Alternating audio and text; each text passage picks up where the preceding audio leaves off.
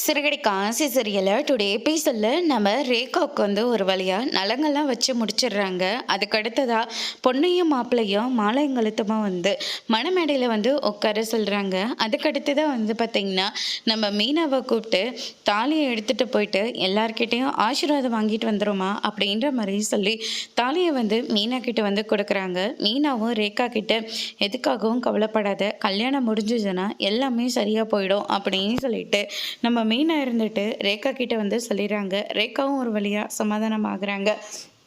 அதுக்கு அடுத்ததான் இந்த சைடு வந்து பார்த்திங்கன்னா நம்ம அம்மா நீ இன்னும் வரலையே அப்படின்னு சொல்லிட்டு நம்ம விஜய் ஒரு பக்கம் ரொம்பவே டென்ஷனாக இருக்காங்க. ஒரு வழியாக ஊர்வலையும் வந்தாச்சு. அங்கே இருக்கிறவங்க கிட்ட எந்த வீட்டிலம்மா கல்யாணம் நடக்குது அப்படின்னு சொல்லிட்டு கேட்கும். நம்ம நாச்சியரம்மா வீடை கேட்குறீங்களா? கொஞ்சம் தூரம் போயிட்டு இந்த பக்கம் திரும்பினீங்கன்னா ஒரு தோரணை கட்டியிருக்கோம், அங்கே தான் கல்யாணம் நடக்குது அப்படின்ற மாதிரி வந்து சொல்லிடுறாங்க.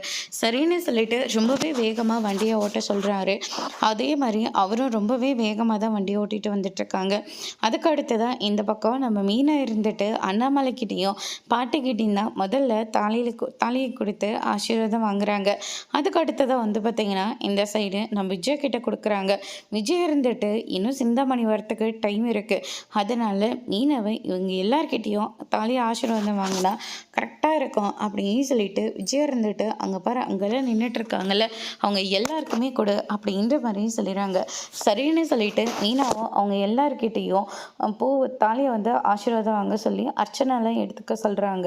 அதுக்கு அடுத்ததாக வந்து பார்த்திங்கன்னா தாலியை கட்டுப்பா அப்படின்னு சொல்லிட்டு நம்ம சத்யக்கிட்ட வந்து தாலியை கொடுக்குறாங்க. நீ எதுக்காகவும் கவலைப்படாத ரேகா, உனக்காக நான் எப்போவுமே இருப்பேன் அப்படின்னு சொல்லிட்டு நம்ம சத்தியம் இருந்துட்டு தாலியை வந்து ரேகாவோட கழுத்தில் கட்டுறாங்க. கடைசி நிமிஷத்தில் தான் நம்ம சிந்தாமணி அவங்களுடைய ஹஸ்பண்டும் வந்து நிற்கிறாங்க. ரேகா அப்படின்ற மாதிரி சொல்லிடுறாங்க. அதுக்கு அடுத்ததாக வந்து பார்த்திங்கன்னா ரேகா நீ எழுத அப்படியே உட்காரு அப்படின்னு சொல்லிட்டு இந்த பக்கம் நம்ம மீனா எல்லாருமே சொல்லிடுறாங்க. அதுக்கு அடுத்ததாக வந்து பார்த்திங்கன்னா எங்கள் பொண்ணோட கல்யாணத்தை பார்க்காம போயிடுவேணும், நாங்கள் எல்லோரும் ரொம்பவே வருத்தத்தோடு இருந்தோம், பரவாயில்ல கரெக்டான நேரத்தில் வந்து தான் பொண்ணோட கல்யாணத்துக்கு நீ வந்திருக்க அப்படின்னு சொல்லிட்டு விஜய் எல்லாருமே நம்ம சிந்தாமணிக்கிட்ட வந்து சொல்லிக்கிட்டு இருக்காங்க. நீ வாயை மூடு கொஞ்ச நேரம் அப்படின்னு சொல்லிட்டு நம்ம சிந்தாமணி இருந்துட்டு விஜயவை சொன்ன உடனே அதுக்கு அடுத்ததாக வந்து பார்த்தீங்கன்னா ரேகா அப்படின்ற மாதிரி சொல்லிடுறாங்க. உன்னை எவ்வளோ ஆசாசியாக வளர்த்தோம், ஆனால் கடைசியில் நீ இப்படி பண்ணுறியே அப்படின்னு சொல்லிட்டு பயங்கரமாக திட்டிக்கிட்டு இருக்காங்க. அதுக்கு அடுத்ததாக வந்து பார்த்தீங்கன்னா முத்து மீனா எல்லாமே உங்களால் தானே, என்னை நல்லா பழி வாங்கிட்டீங்கல்ல அப்படின்ற மாதிரி சொல்கிறாங்க. நாங்கள் எதுக்காக உன்னை பழி வாங்க போகிறோம், அப்படி ஒரு எண்ணம் எங்களுக்கு கிடையவே கிடையாது, அப்படி ஒரு எண்ணம் இல்லாமலையா என் பொண்ணை உன் தம்பிக்கு நீ கல்யாணம் பண்ணி வச்சிருக்க, இப்படி பண்ணி வச்சிருக்கல, உன்னை போலீஸில் அரெஸ்ட் பண்ணி கொடுக்க தான் போகிறேன் அப்படின்ற மாதிரி சொல்கிறாங்க.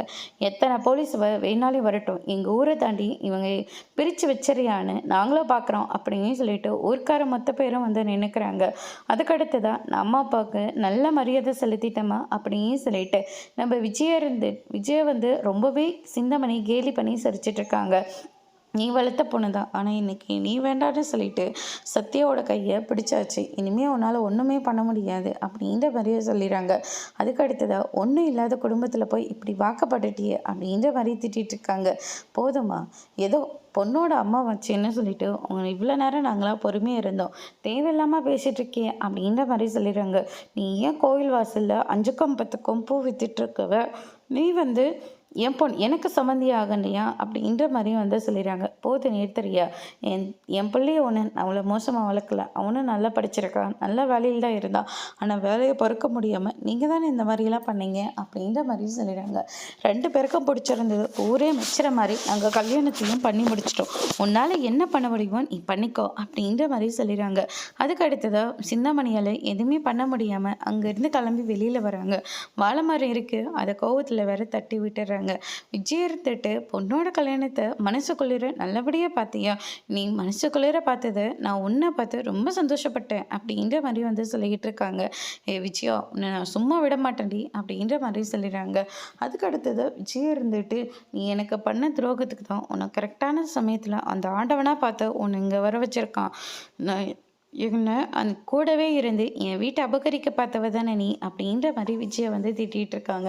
அதுக்கு அடுத்ததாக வந்து பார்த்திங்கன்னா சிந்தாமணி இருந்துட்டு, என் பொண்ணு இல்லாம இந்த இடத்த விட்டே நான் போக மாட்டேன் அப்படின்னு சொல்லிட்டு, அங்க போயிட்டு ஒரு மரத்தடியில போயிட்டு உட்காந்துக்கிறாங்க.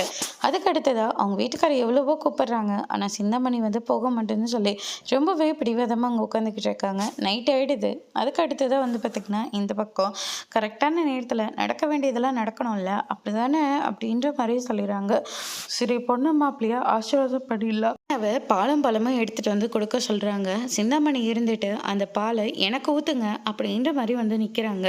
என்ன மறுபடியும் பிரச்சனை பண்ண வந்திருக்கியா அப்படின்ற மாதிரி முத்து வந்து கேட்கவும், நான் என் பொண்ணை கூட்டிட்டு போலான்னு வந்திருக்கேன். இந்த வாழ்க்கை உனக்கு வேண்டாமா?